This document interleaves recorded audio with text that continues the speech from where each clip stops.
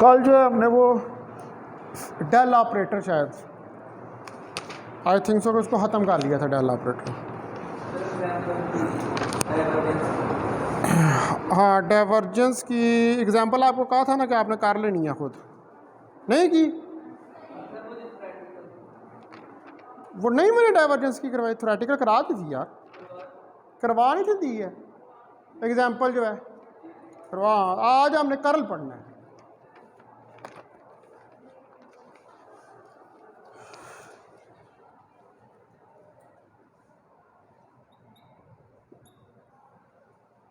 तो ये आप जो है वो डेल ऑपरेटर जो है उसके ऑपरेशंस जो हैं उनको स्टडी कर रहे हैं। ठीक है, तो पहले दो ऑपरेशन हमने डाइवर्जेंस और ग्रेडियंट जो है वो स्टडी कर लिया। ग्रेडियंट चेंज को बताता है, डाइवर्जेंस जो है वो फैलने का, लाइंस के फैलने के बारे में आपको इन्फॉर्मेशन देता है। अच्छा, कर्ल जो है, कर्ल का तल्लक यानी कि जब आप डेफिनेशन लिखते हैं from the definition of del operator, उसके मुताबिक अगर कोई वेक्टर फंक्शन v है आपके पास,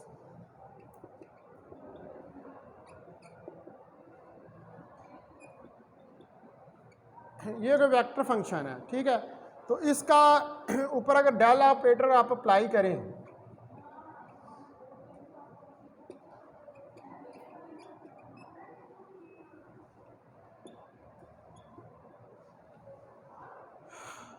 ठीक है जी, तो इस पर अगर आप डेल ऑपरेटर को अप्लाई करेंगे तो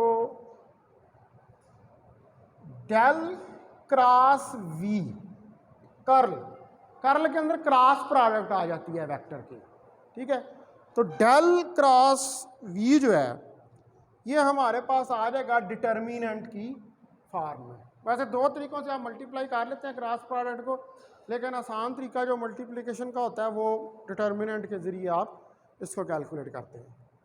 तो x, y और z, तो करली ओवर करली x, करली ओवर करली y, करली ओवर करली z, ये आ जाएगा, और vx, vy और vz।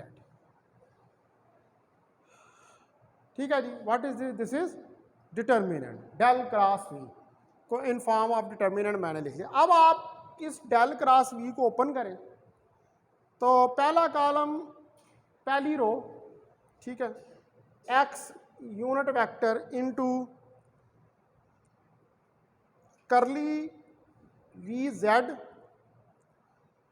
Over curly y minus curly v y over curly z।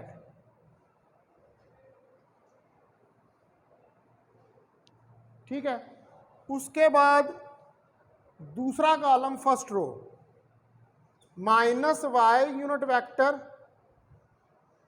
तो curly v z over curly x minus curly v x over curly z। ठीक है, then plus z unit vector, third column first रो curly v y over curly x minus curly v x over curly y। तो ये आपका determinant जो है इसको इस तरीके से जो है वो हम ओपन करते हैं।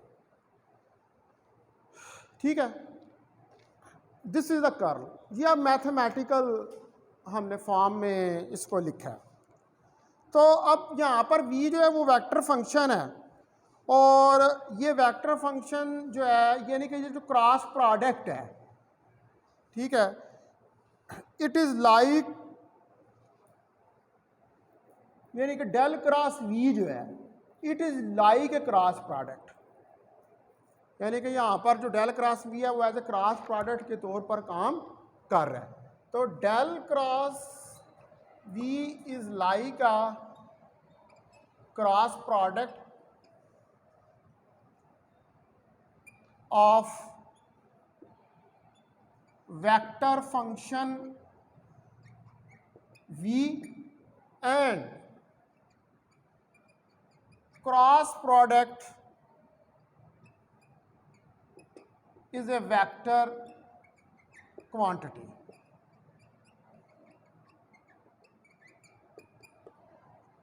और क्रॉस प्रोडक्ट जो होती है वो क्या होती है, वो वेक्टर क्वांटिटी होती है, क्योंकि जब आप दो वेक्टर्स का क्रॉस प्रोडक्ट लेते हैं तो उसके रिजल्टेंट में हमारे पास कौन सी क्वांटिटी आती है, वेक्टर क्वांटिटी जो है वो हमें मिलती है। तो क्या आप अब जिस तरह डाइवर्जेंस नहीं आप ले सकते स्केलर का, ठीक है जी, तो यानी कि मैंने आपको कल बताया था कि 2.2 करेंगे तो 4 ही आएगा, 2 क्रॉस 2 करेंगे तो तब भी 4 ही आएगा। तो स्केलर तो एक नंबर होता है, तो इसलिए हम स्केलर का जो कर्ल है वो नहीं ले सकते। अगर स्केलर का आप कर्ल लेने की कोशिश करेंगे तो then it will be meaningless, ठीक है। It is not possible to take the curl of a scalar. It is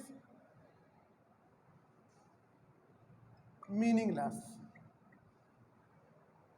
तो ये जो है ये आपके लिए एक मीनिंगलेस चीज़ हो जाएगी, आप इसकी कोई फिजिकल सिग्निफिकेंस नहीं होगी। अब हमने देखनी है इसकी ज्योमेट्रिकल इंटरप्रिटेशन, कि हम ज्योमेट्रिकली इसको किस तरह डिस्क्राइब कर सकते हैं, यानी कि फिगर्स के साथ।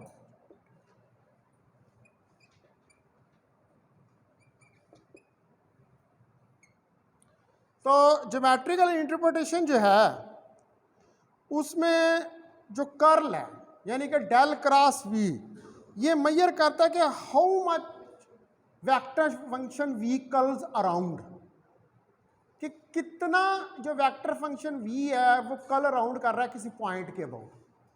कर्ल का क्या मतलब होता है, यानी कि जब हम कहते हैं कि इसकी मैग्नेटिक फील्ड की बात करते हैं, तो मैग्नेटिक फील्ड की बात करते हुए आप ये कहते हैं जी कि मैग्नेटिक फील्ड की लाइंस जो होती हैं वो कर्ल्ड होती हैं, मुड़ती हैं, ठीक है। यानी कि हम यूँ कहते हैं जी कि अगर ये कोई वायर है, इसमें से करंट गुजर रही है, तो इस पर राइट हैंड रूल लगाएं, इसको ग्रास्प करें यूं करके। अब ये जो उंगलियां आपकी कर्ल हो रही हैं ये क्या है, ये मैग्नेटिक लाइंस ऑफ फोर्सेस है, और ये जो इरेक्ट थंब है it is pointing in the direction of magnetic field, ठीक है। तो अब ये उंगलियां, ये जब आप ऐसे कर रहे हैं तो क्या ये कर्ल हो रही है ना उंगलियां, ठीक है। तो इसी तरह हमें जो कर्ल है किसी वेक्टर फंक्शन का वो ये बताता है कि किसी पॉइंट के अबाउट मेजर करता है उसको, कि कितनी किसी पॉइंट के अबाउट कितनी उसके अंदर टर्न जो है वो आई है। तो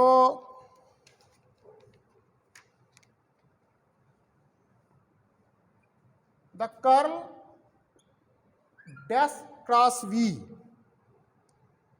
is a measure of how much the vector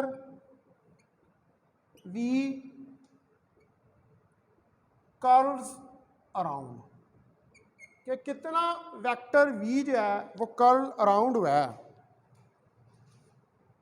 about the point of question, यानी कि जिस पॉइंट की आप बात इस क्वेश्चन के अंदर कर रहे हैं उसके अंदर वो कितना कर्ल हुआ है उसको मेजर करता है। अब मैं इसके लिए जो है वो फिगर्स जो हैं उनको ड्रा करता हूं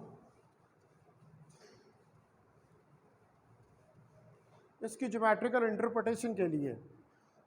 तो आप देखें कि पहले नंबर पर ये एक फिगर ए मैं बनाने लगा हूं,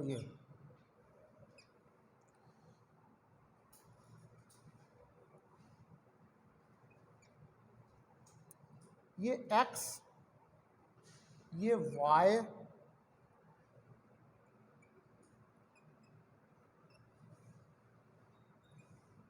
ये जेड। ठीक है, अब यहां पर आप देखें कि ये लाइन, ये लाइन, ये लाइन और ये लाइन, इसी तरह इधर लाइन, इधर लाइन, इधर लाइन। ठीक है, फिर यहाँ से इधर लाइन, इधर लाइन, इधर लाइन, इधर लाइन, फिर उसके बाद ऐसे इधर लाइन, इधर लाइन, इधर लाइन।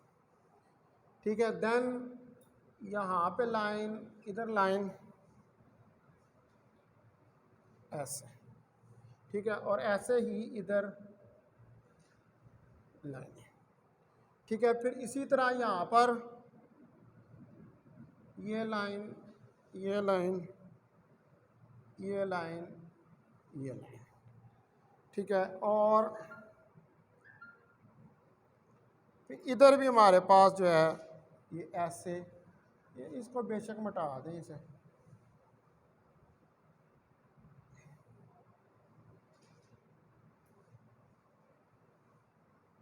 ये लाइन ये कोई फिगर ए है हमारे पास।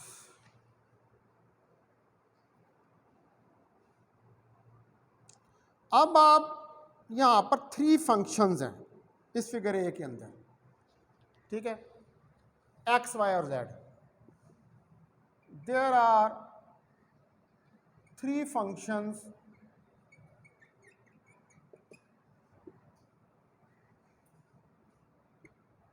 इन फिगर ए।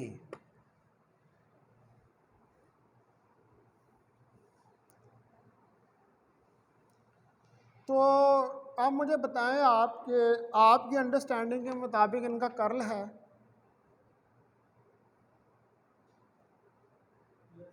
हैं? कैसे कर्ल हो रही हैं? अल्लाह अकबर। क्यों जी Danish?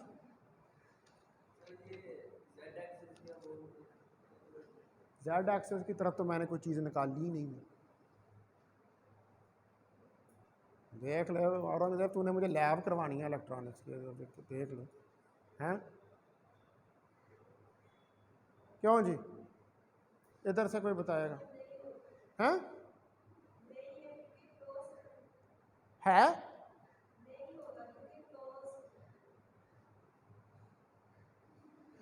What do mean by close? Close तो होगा तो वो तो कर्ल होगा ना। ओ भाई, मैं तो अकल का अंधा हूँ ही, साथ आप लोग भी बने हुए हैं। वो क्लियर नज़र आ रही है यहाँ पर सीधी लाइनें, ये तो डाइवर्ज कर रही हैं, कहाँ पे कर्ल हो रही हैं ये। और से देखो इन्हें ज़रा आंखें खोल के। रात को कितने बजे सोए थे दानिश? तुम कितने बजे सोए थे रात को? शाबाश, इसीलिए तुम ज़्यादा सवालों के जवाब देते हो। और भाई ये किधर, ये तो सीधी जा रही है, कहाँ ये कर्ल कर रही हैं? मुझे बताएं ना। ये डाइवर्ज कर रही हैं, इनका डाइवर्जेंस निकालोगे तो निकल आएगा, कर्ल नहीं निकलना है इनका।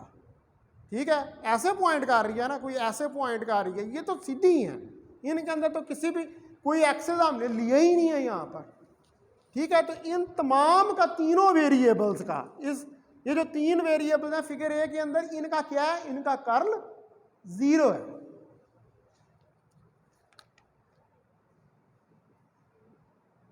all 3 variables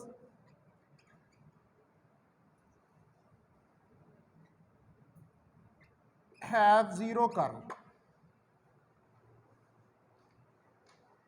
इनका 0 कर्ल है। अब आ जाए आप दूसरी फिगर के ऊपर। एक और फिगर जो है उसको ड्रा करके देखते हैं।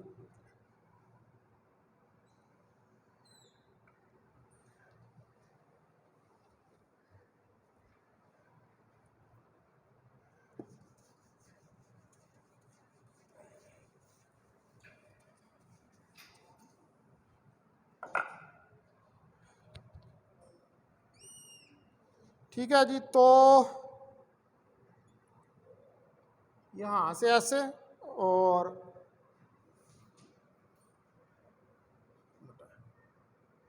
इसको ज़रा आगे ले जाते हैं।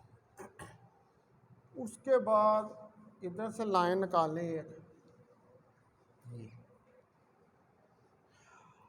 अच्छा, अब ये एक लाइन आ रही है इस तरह, ठीक है। उसके बाद एक लाइन इसके पीछे एक लाइन आ रही है और ये लाइन आगे जा रही है इस तरफ। ये Z है, ये X है और ये Y है। ठीक है। उसके बाद यहां से ये छोटी लाइनें इस तरह करके आ रही हैं और ये इस तरफ जा रही हैं। इधर से और छोटी छोटी सी आएंगी ये।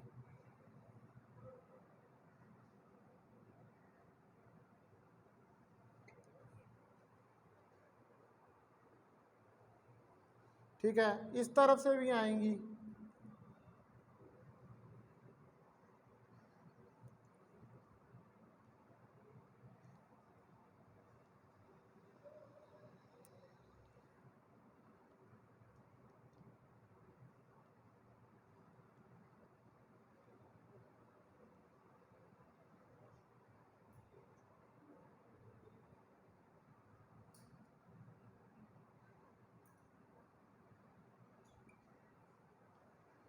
इसको कह रहे हैं फिगर बी। अब बताएं जी इसका कर्ल होगा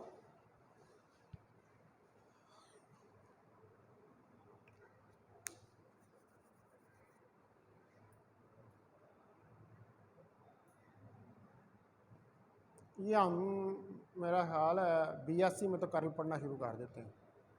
इंडियंस जो हैं वो FSc में पढ़ लेते हैं, हम ज़रा उनसे एक क्लास पीछे होते हैं। होगा, वेरी गुड, आइए, लेकिन क्यों होगा आप ये बताएं। हाँ बिल्कुल, आप क्रॉस कर रहे हैं वो एक्सेस को, यू आर राइट। ये 10 बजे बंदा सोता है इसलिए इसका दिमाग अच्छा वर्क करता है। रात को 10 बजे सोएंगे, सुबह फजर के टाइम उठेंगे, दिमाग फ्रेश होगा, तेज़ काम करेगा। लेकिन सारी रात अगर मोबाइल इस्तेमाल करेंगे, सुबह उठेंगे, फिर आपको डाइवर्जेंस भी कर्ल नज़र आएगा। ठीक है, तो ये बिल्कुल ठीक कह रहा है दानिश। ये देखें जी क्रॉस कर रहे हैं। अब ये वही चीज़ है वो जो मैंने एग्जांपल अभी आपको बताई है। देखो ना, ये एक्सेस हैं, आप उसको इमेजिन कर लो कि ये Z एक्सेस है। अब ये लाइनें हैं ऐसे, वो देखा वो ये लाइनें हैं। अब ये यहां से क्रॉस कर रही हैं तो ये यूं होंगी ऐसे, देखा, इधर भी जा रही हैं, इधर भी आ रही है ऐसे। ठीक है, ठीक है जी, समझ आ गई। लिहाजा यहां पर आप जो है इसका कर्ल मौजूद है। यहां पर कर्ल जो है वो इस फिगर बी के अंदर 0 नहीं है। According to right hand rule, the curl in figure B is not 0 and it is pointing in Z direction। और ये Z डायरेक्शन में क्या कर रहा है, ये पॉइंट कर रहा है। ठीक है, तो ये होगी इसकी ज्योमेट्रिकल इंटरप्रिटेशन। तो अब लेते हैं एक एग्जांपल, इसका थोड़ा सा समझने के लिए। हमने डाइवर्जेंस की भी ली थी। तो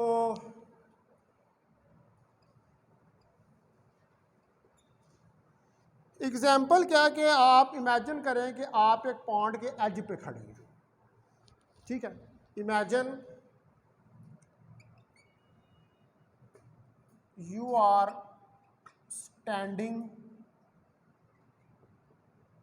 at the edge of a pond.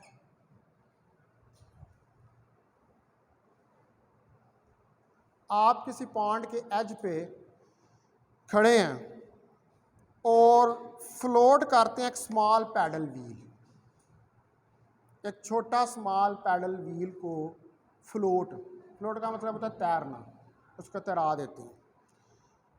ठीक है, तो अब ये क्या करेगा, ये पैडल व्हील जो है ये जब आप इसको फ्लोट करेंगे तो it will start to rotate,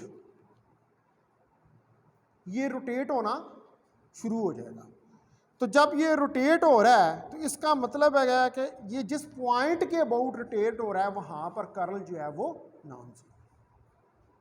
ठीक है, और कर्ल जो होता है इसकी जब आप डायरेक्शन लेते हैं तो इस तरह भी हो सकता है, इस तरह भी हो सकता है, जिसको हम कहते हैं क्लॉकवाइज और एंटी क्लॉकवाइज। यहाँ पर कोई क्लॉक नहीं लगा हुआ, ठीक है, क्लॉकवाइज और एंटी क्लॉकवाइज।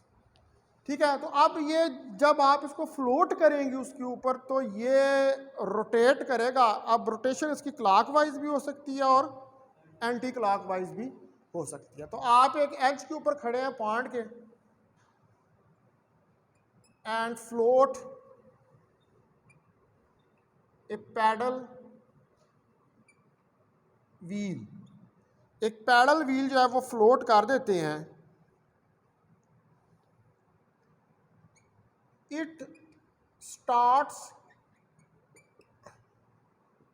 टू रोटेट, ये क्या करता है, ये रोटेट करना शुरू कर देता है।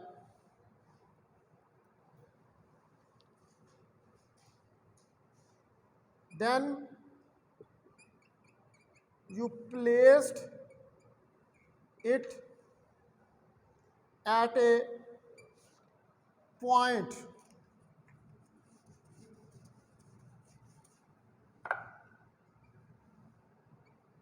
of non-zero curl.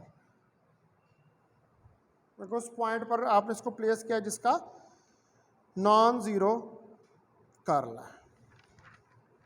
तो अब कर्ल जो है उसकी डायरेक्शन क्लॉकवाइज भी हो सकती है और एंटी क्लॉकवाइज भी हो सकती है।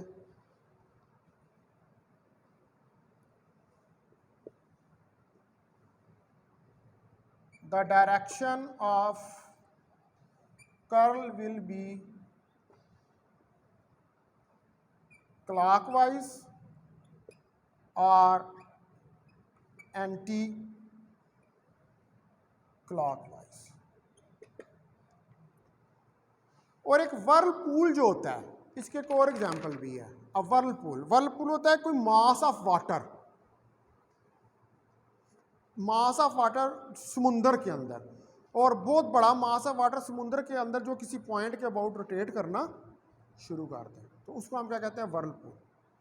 तो वर्लपूल जो होता है वो कौन सा रीजन होता है कि जहां पर हमारे पास लार्ज कर्ल होता है, यानी कि एक बहुत बड़ा मास होता है और वो मास उधर पानी के अंदर, जिसको भंवर नहीं कहते हैं, वो इस तरह करके रोटेट करना शुरू कर देता है। ठीक है, तो अ whirlpool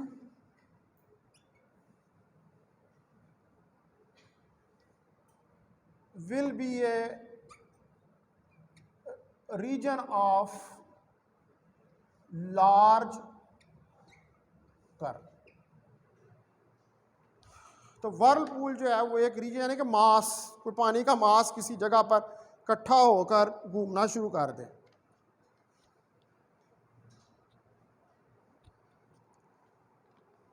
ठीक है जी, तो दिस इज कर्ल। अब यहां पर आगे है एग्जाम्पल 1.15। इसमें उसने ये वेक्टर दिए हुए हैं, v a minus y x unit vector plus x y unit vector. तो आपने जो है इसका कर्ल फाइंड करना है, एक इस वेक्टर का और दूसरा फाइंड करना है। तो क्या करेंगे, इसका डिटर्मिनेंट मिला लेंगे और इसको कैलकुलेट कर लेंगे, हो जाएगा ना, मुझे करने की जरूरत तो नहीं। ठीक है, अच्छा जी। उसके बाद आपकी असाइनमेंट है आगे फिर प्रॉब्लम 1.18 और प्रॉब्लम 1.19। वो जो कल दी थी वो कर ली थी, हो गई थी, वेरी गुड, इनको बाकियों को भी करा देना। अच्छा जी, उसके बाद जो है वो अब हमने आगे मूव हेड करना है। ये तो हम अब जो 3 मेन चीज़ें थी इनकी आपको फिजिकल सिग्निफिकेंस की समझ आ, क्योंकि हमने इनको बार बार यूज़ करना है क्लासिकल इलेक्ट्रोडायनामिक्स के अंदर, जहाँ पर आपने गाउस लॉ पढ़ना है, कूलम लॉ पढ़ना है, मटेरियल के इनसाइड इलेक्ट्रिक फील्ड, उधर बार बार यही चीज़ें जो हैं इन्होंने रिपीट होना है। अब मैं आगे जा रहा हूँ प्रोडक्ट रूल्स के ऊपर।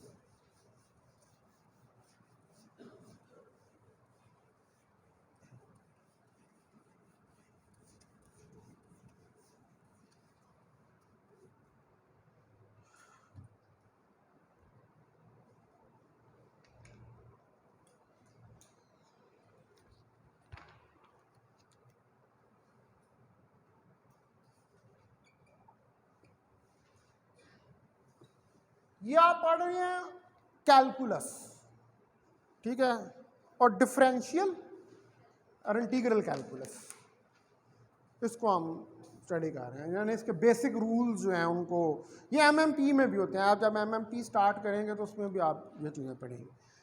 ठीक है, तो इसमें प्रोडक्ट रूल्स जो हैं, किसी भी ऑर्डिनरी डेरिवेटिव की कोई भी यानी किसी भी आपने वेरिएबल का डेरिवेटिव लेना है तो नंबर ऑफ जर्नल रूल्स हैं मैथमेटिक्स के अंदर कि जिनको अप्लाई करके आप जो डेरिवेटिव्स हैं उनको सॉल्व कर सकते हैं, जिसमें प्रोडक्ट रूल भी होता है और डिवीजन रूल भी होता है, यानी जिनकी मदद से आप डेरिवेटिव्स जो हैं उनको सॉल्व कर लेते हैं। तो the calculation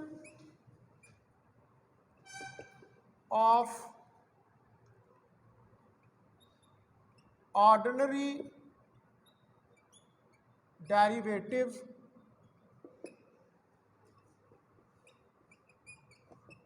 is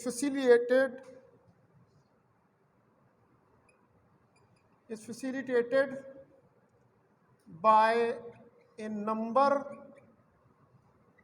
of general rules.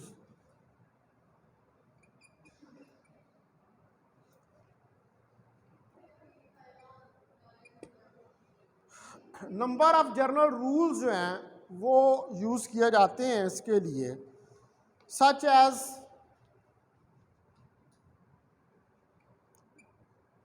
Some rule. Sum rule में d/dx f प्लस जी, ये कोई फंक्शन है, तो df/dx प्लस dg/dx, ये पहला रूल हो गया। उसके बाद दूसरा rule for multiplying by a constant, अगर आपने कांस्टेंट से मल्टीप्लाई करना हो।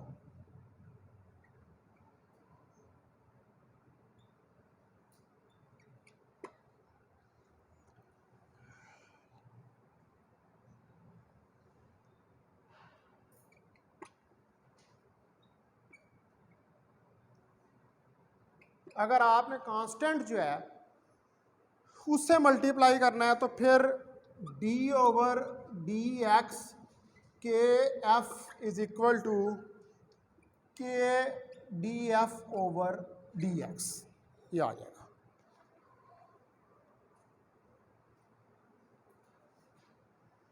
उसके बाद नंबर 3 के ऊपर प्रोडक्ट रूल। अब प्रोडक्ट रूल क्या होता है कि d/dx f ऑफ g, ए को वैसे ही रहने देते हैं वेरिएबल को, दूसरे का डेरिवेटिव जो है वो ले लेते हैं, ठीक है। तो F D G over D x plus जी D F over D x.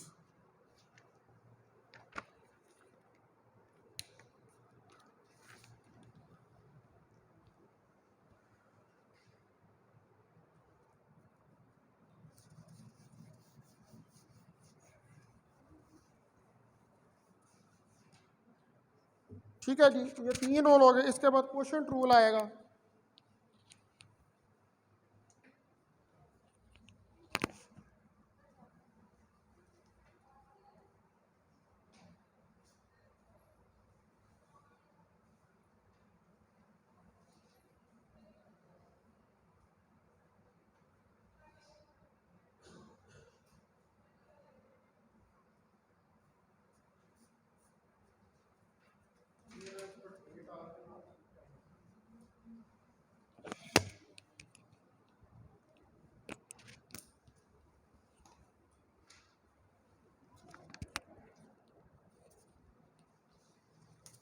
अब चौथे नंबर पे जो है वो हमारे पास वो आएगा क्वोशंट रूल, यानी कि जिसको डिवाइडर या डिवीजन का रूल भी हम कहते हैं। डिवीजन रूल, इस डिवीजन रूल के अंदर D over D X F over G is equal to G D F over D X minus F D G over D X divided by G का square. ये चौथा rule. अब ये rule जो है similarly इसी तरह ये वैलिड होते हैं वेक्टर डेरिवेटिव्स के लिए भी, ठीक है। Similar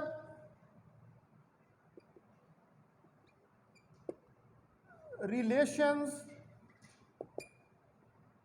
are hold for vector derivatives। ये सेम रूल जो हैं ये वेक्टर डेरिवेटिव्स के लिए भी होल्ड करते हैं, यानी कि जहां पर आप वेक्टर्स की बात जो है वो करते हैं। तो del F plus G del F plus del जी,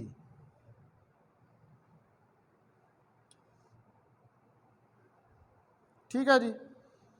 उसके बाद del dot A cross B,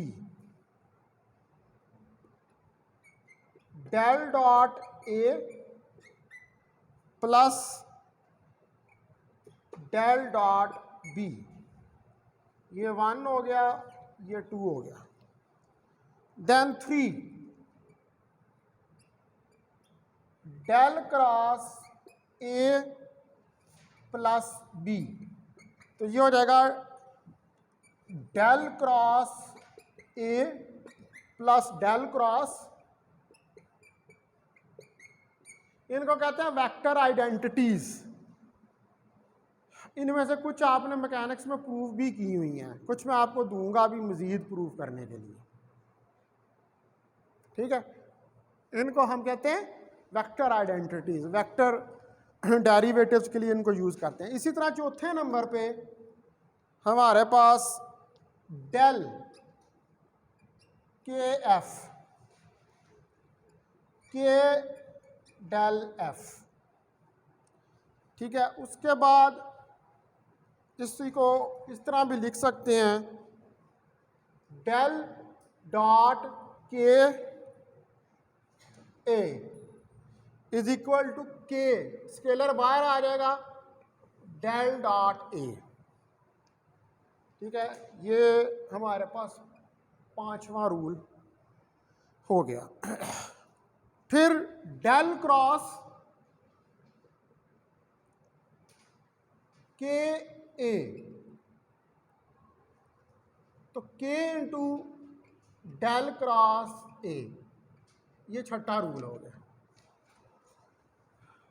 these are all vector identities, यानी कि स्केलर आ रहा हो तो उसको स्केलर को बाहर निकाल लेते हैं उससे, वो स्केलर होता है, वो नंबर होता है, वो उससे मल्टीप्लाई हो रहा है।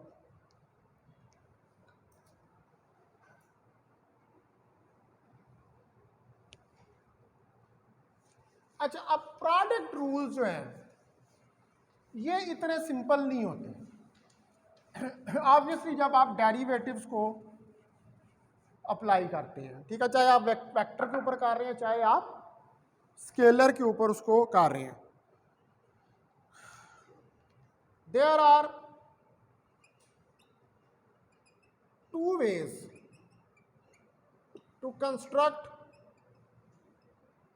यहां पर दो तरीके हैं कंस्ट्रक्ट करने के scalar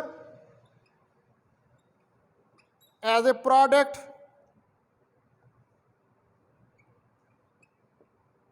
of two functions.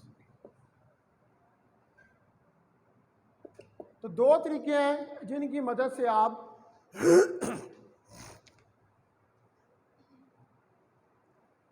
Scalar construct कर सकते हैं प्रोडक्ट लेके, ठीक है जी।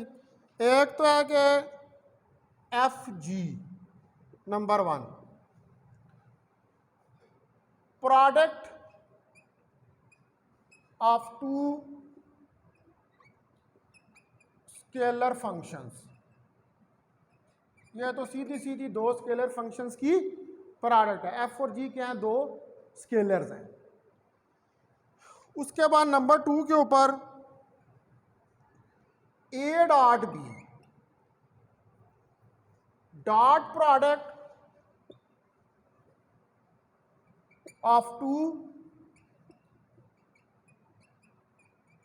वेक्टर फंक्शंस, ये डॉट प्रोडक्ट है दो वेक्टर फंक्शंस की, ठीक है। उसके बाद अब अगर आपने वेक्टर बनाना है, ठीक है, तो टू मेक ए वेक्टर, अगर वेक्टर बनाना है तो F a scalar times vector, और A cross B cross product of two vectors.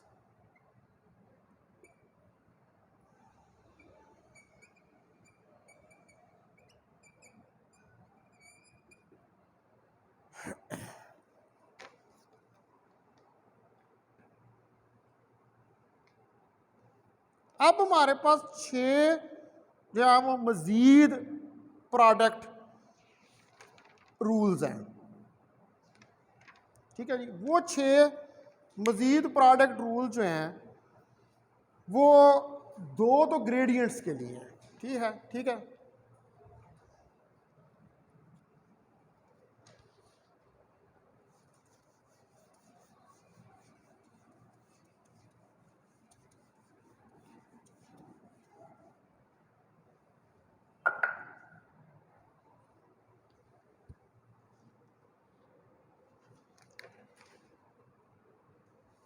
There are 6 product rules, 2 for gradients, दो जो हैं इनमें से वो ग्रेडियंट्स के लिए हैं, ठीक है।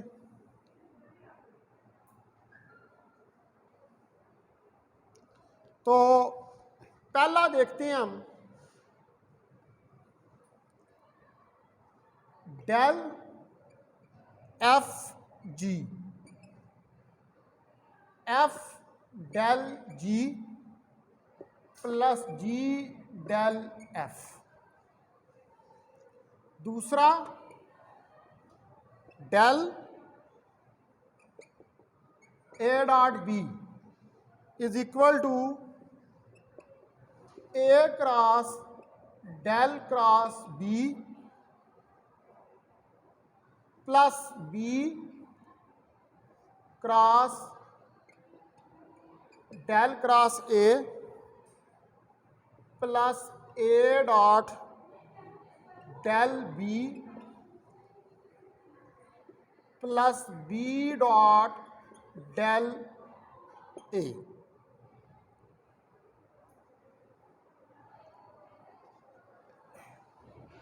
ये वाला जो रूल है ना, इसको आपने प्रूव करके दिखाना। ठीक है दानिश, ये तुमने करना है, इन सब को कराना है। ये वाला जो दूसरा लिखा पहला तो है, उसमें तो प्रूव करने वाली चीज़ ही कोई नहीं। ये करना है कि ये इस तरह कैसे आ गए। अगर आप मैकेनिक्स को रिकॉल करें तो उसका हिंट मैं दे रहा हूँ, वहाँ पर इस तरह हुआ है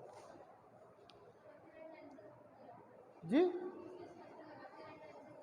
ये आपने किया, आपने वेरी गुड, ठीक है जी, इन्होंने किया होगा, तो ये आपने मुझे करके देना है। ठीक है, उसके बाद आए हमारे पास दो डाइवर्जेंस के हैं। देयर आर टू रूल्स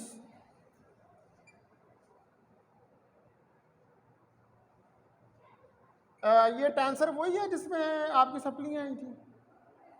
नहीं, वो ऑर्डनरी डिफरेंशियल इक्वेशंस में आई थी। अच्छा,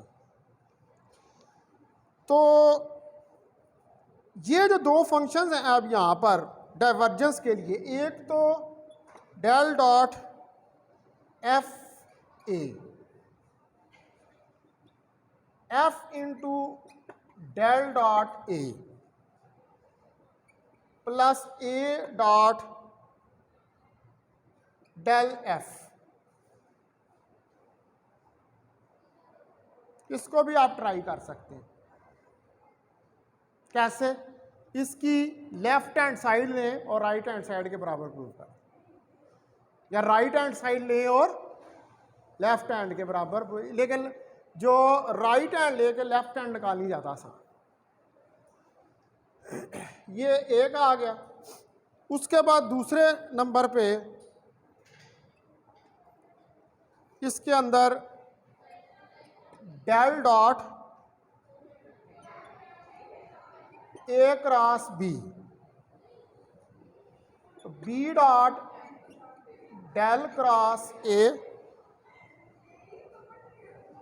minus A dot del cross B. ये वाला भी आपने किया हुआ है कहीं, याद करें, मैकेनिक्स के अंदर किया हुआ है। क्यों जी? किया हुआ है ना ये मैकेनिक्स के अंदर ये प्रूव किया। ये क्या है?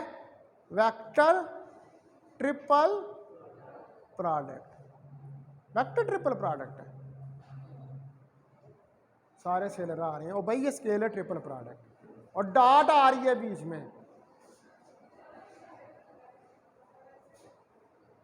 अच्छी बात है, अल्लाह ताला पे ईमान रखना चाहिए, लेकिन अल्लाह ने कहा कि साथ सोचना भी चाहिए। ठीक है, मैं कह रहा हूँ वेक्टर सारे सिर ला रहे हैं, ये वेक्टर ट्रिपल प्रोडक्ट, ये स्केलर डॉट आ रही है, नजर आ रही है, ये आपने प्रूव किया हुआ है उधर, ये वाला रूल जो है।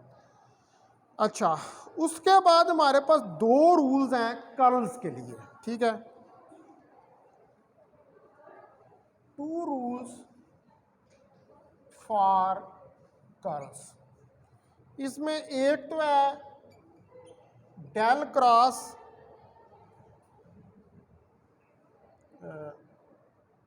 ए cross B, B dot del into A minus A dot del into B plus A into del dot B minus B into del dot A. ये भी कहीं आपने किया हुआ है, ये वाला भी। अब ये क्या है, वेक्टर ट्रिपल प्रोडक्ट है। अब डॉट ना कह देना इसको, ये वेक्टर क्रॉस आ रहा है, ये वेक्टर, ये भी आपने किया हुआ है। ठीक है, ये सारे करने हैं, इनको प्रूव करना है, ये असाइनमेंट है आपकी। ठीक है, ये सारे प्रूफ करने हैं। उसके बाद एक और है आखिरी, दूसरा इसका, वो है डेल क्रॉस एफ ए।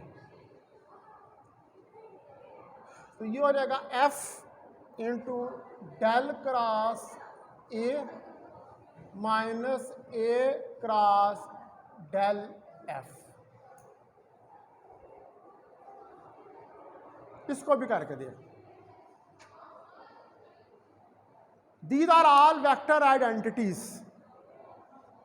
ठीक है, ये सारी वेक्टर आइडेंटिटी हैं प्रोडक्ट रूल्स के लिए, और ये आपने जब आगे क्लासिकल इलेक्ट्रोडायनेमिक्स पढ़नी है तो उसके अंदर इन्होंने इस्तेमाल होना है। अभी हम डिवीजन वाली रह गई हैं, वो फिर डिवीजन वाली के ऊपर कल जो है हम जाएंगे। ये सारी जितनी प्रॉपर्टीज़ हैं ये आपने प्रूव करनी, ये आपकी असाइनमेंट का हिस्सा है। जब चैप्टर ख़त्म होगा तो ये भी साथ आपने प्रूफ मुझे करके देना है। ठीक है।